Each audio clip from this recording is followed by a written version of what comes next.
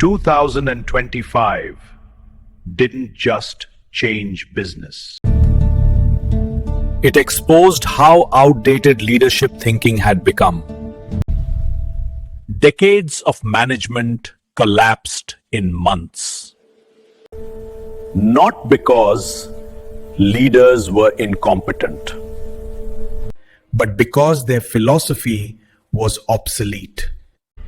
Management was designed for stability. Reality became non-linear. Planning assumed continuity.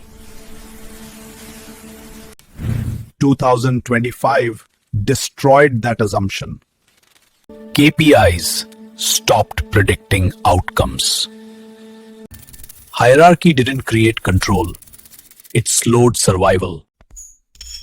Speed became leadership.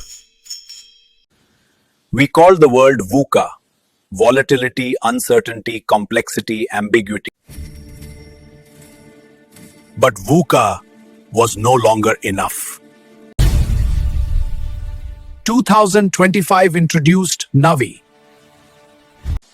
non-linear, accelerated, volatile, interconnected.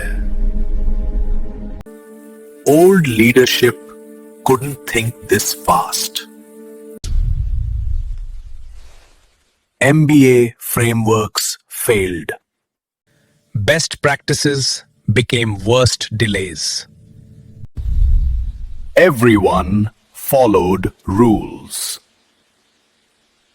and still failed.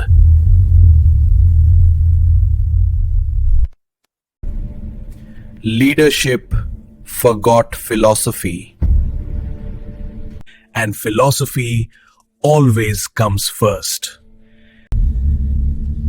When reality changes, philosophy must change first. Management ignored that truth until 2025 forced the reminder. This is not a trend analysis. This is a philosophical failure. And philosophy decides survival. Welcome to CorPhil. Let's begin.